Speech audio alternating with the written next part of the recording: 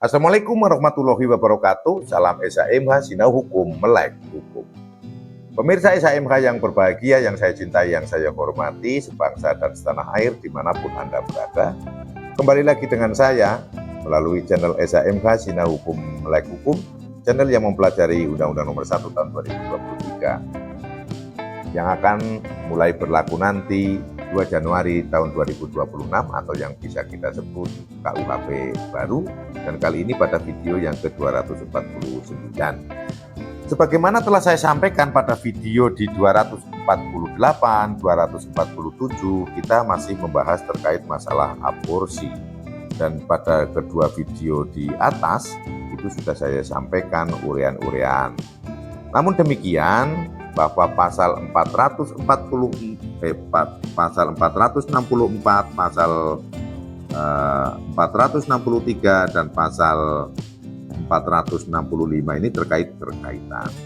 Maka andaikan rekan-rekan menonton ini, silakan tidak hanya pasal ini saja dari awal sampai akhir, namun ini untuk membahas yang kaitan aborsi ada 3 video, jadi nanti ditonton untuk seluruhnya dari awal sampai akhir sehingga akan paham apa yang dimaksud oleh KUHP baru terkait dengan aborsi, dan serta pihak-pihak mana saja yang dapat dihukum ataupun hal-hal apa saja yang tidak dapat dipidana sesuai dengan ketentuan KUHP.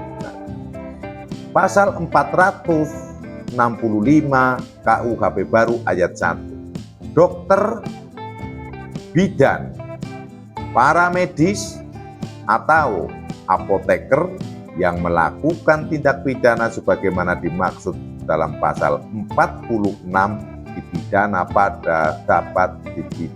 pidananya dapat ditambah sepertiganya.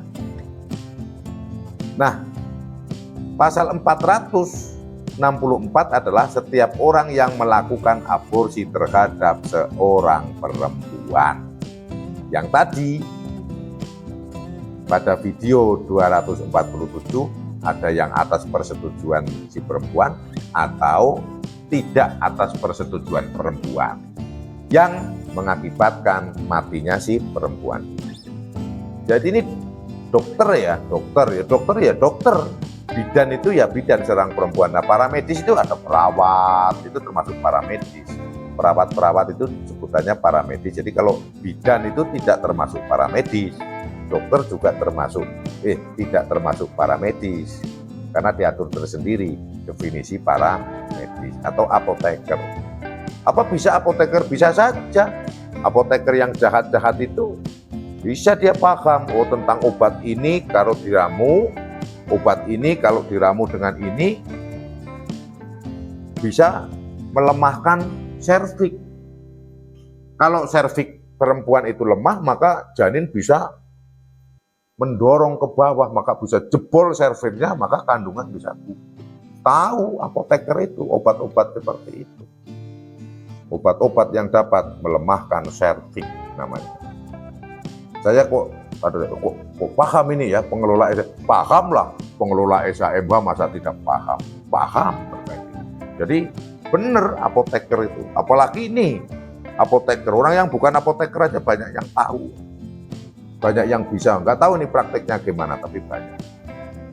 Pasti tahu apoteker obat-obat, tergantung apotekernya ini jahat apa tidak. Kalau jahat ya dia pura-pura tidak tahu, yang penting laku gitu kan. Jadi ayat 1, dokter, bidan, paramedis, atau apoteker yang melakukan tindak pidana sebagaimana dimaksud pada pasal 464 itu yang turut menggugurkan kandungan perempuan itu, pidananya dapat ditambah dengan sepertiganya. Ya kalau yang sepertiganya, kalau yang ancam hukumannya 12 tahun ya ditambah 4 tahun, berarti menjadi 16 tahun. Kalau ancaman pidananya yang 15 tahun ditambah sepertiganya berarti bisa ditambah 5 tahun menjadi 20 tahun, seperti itu. Dokter, bidan, paramedis, atau apoteker yang melakukan tindak pidana sebagaimana dimaksud pada ayat 1 dapat dijatuhi pidana tambahan berupa pencabutan hak sebagaimana dimaksud dalam pasal 86 huruf A dan huruf F. Ini dapat dicabut haknya, dia tidak boleh lagi jadi dokter, dia tidak boleh lagi jadi apoteker, dia tidak boleh lagi jadi paramedis, dicabut, tidak boleh. Termasuk juga tidak boleh memiliki atau mengemban jabatan publik. Udah moralnya bejat kayak gini kok nggak dicabut, ya harus dicabut lah. Masih enak lagi nanti alasan ini itu dengan keilmuan yang seolah-olah keilmuan, ini nggak boleh juga. Makanya ke depan para penyidik ini harus teliti. Terlebih ada ada ayat 3 ini. Dokter, bidan, paramedis atau apoteker yang melakukan aborsi karena indikasi kedaruratan medis atau terhadap korban tindak pidana perkosaan atau tindak pidana kekerasan seksual lain yang menyebabkan kehamilan sebagaimana dimaksud pada dalam pasal 463 ayat 2 tidak dipidana. Jadi kan di dalam pasal 463 itu kan, saya ulangi lagi, untuk yang ayat 2 itu kan pengguguran kandungannya itu tidak dihukum kalau karena akibat dari perkosaan, akibat dari karena keadaan kekerasan seksual atau pemaksaan pelacuran yang umurnya tidak sampai 14 minggu, itu tidak dipidana. Jadi kalau itu dilakukan oleh dokter, karena si perempuan yang hamil ini karena korban perkosaan, karena korban perdagangan orang yang terkait dengan kekerasan seksual atau pemaksaan pelacuran, dokter, bidan, paramedis atau apoteker yang melakukan aborsi itu tidak dapat dipidana. Namun ini sekali lagi juga harus dicermati oleh penyidik, jangan sampai kemudian hal-hal seperti ini dijadikan payung hukum sebagai untuk perlindungan dengan alasan, wah karena ini korban kekerasan seksual, ini karena korban perkosaan. Nah, perkosaannya itu kapan? Nah, tidak ada laporannya. Kekerasan seksualnya itu di mana? Kapan? Nggak ada kejelasannya. Yo ngarang-ngarang. Jadi harus dibuktikan betul. Kalau begini harus ada kaitannya ini dengan para penyidik ini, bahwa oh si A hamil karena dulu diperkosa, di sini kasusnya ini tersangka A, itu jelas. Tapi kalau yang tidak jelas, tidak ditemukan pelakunya, bahkan TKP-nya aja tidak pernah ditemukan, kemudian hamil ngaku-ngaku diperkosa, lah ini repot. Ini bahaya ini kalau sampai dijadikan kudung penutup untuk melaksanakan aborsi. Dan para medis, dokter, bidan, apoteker harus paham betul ini, harus konsultasi, jangan kemudian percaya saja, kemudian ada egosentris. Nah, menurut saya sudah percaya kok saya sama keterangannya. Wah, kalau ada dokter yang seperti itu, wah nanti rame itu semuanya pada menggugurkan di situ. Dan ini harus patut diselidiki kalau ke depan itu ada dokter-dokter, bidan-bidan, paramedis yang apoteker yang hanya percaya terhadap omongan pasiennya yang akan menggugurkan. Kemudian juga ada indikasi kedaruratan medis. Ini juga harus jelas siapa yang menentukan, jangan sampai mau menggugurkan, oh ya ini darurat. Daruratnya kenapa? Menurut persepsinya sendiri. Ini harus ada tim ini, harus ada aturan yang jelas bagaimana ini menentukan bahwa ini terjadi kedaruratan medis. Tidak bisa hanya atas kong kali kong orang yang mau menggugurkan kandungan dengan apoteker, kong kali kong menggugurkan kandungan paramedis, kong kali kong bidan, kong kali kong dokter dengan yang hamil. Harus jelas ini. Saya pikir ke depan ini baik paramedis, bidan, apoteker, dokter, atau mungkin dari pemerintah ini menyusun untuk peraturan pelaksanaan untuk memahami pasal 465 ini, sehingga tidak menjadi persoalan ini. Penyidiknya juga kedaruratan indikasi itu yang menentukan siapa kan, itu harus jelas ini. Kalau di penyidik itu kan, di penyidik kejaksaan, kalau di penyidik kepolisian itu untuk menentukan, oh ini ada tindak pidana, ini perlu ditangkap, ini perlu ditahan, itu kan melalui gelar perkara. Kalau di penyidik kejaksaan dan KPK itu expose namanya, sehingga tidak ditentukan oleh seorang penyidik saja.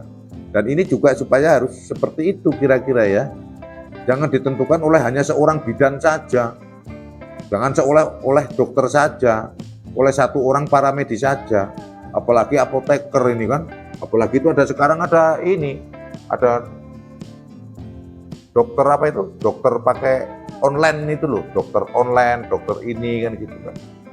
Ini juga perlu ada penyelidikan juga itu, bagaimana itu praktek-praktek dokter online seperti itu.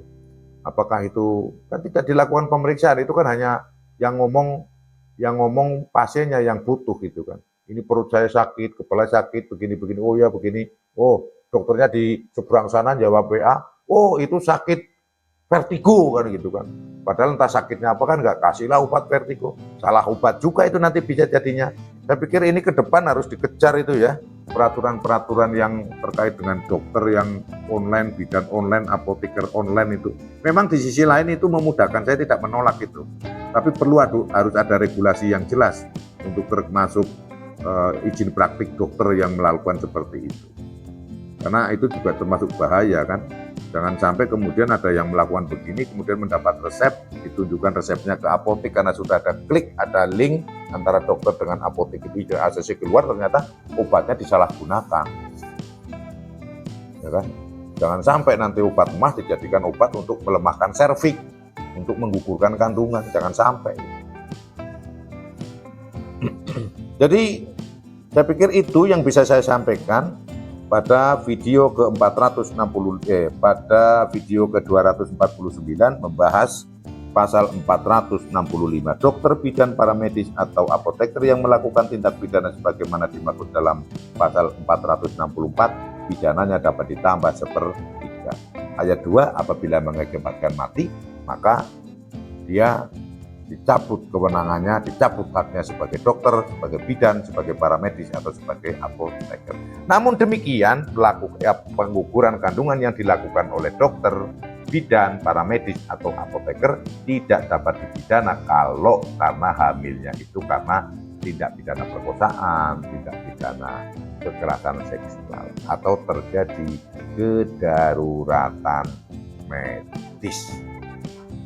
Itu yang bisa saya sampaikan, semoga bermanfaat. Apabila ada salah yang saya sampaikan, ada keliru yang saya katakan, mohon dimaafkan dan dimaklumi. Terima kasih sudah menonton semua video Eza MK, dari video pertama sampai video terakhir dan seterusnya, dan ini video yang ke-249, dari awal sampai akhir, jangan di-skip sehingga tidak gagal paham. Dan bagi yang sudah subscribe, ucapkan terima kasih. Yang belum, dipersilakan dan dimohon dengan sangat lagi hormat untuk subscribe dan nyalakan notifikasi. Salam Eza MH, Sinau Hukum, Melek Hukum. Wassalamualaikum warahmatullahi wabarakatuh. Terima kasih.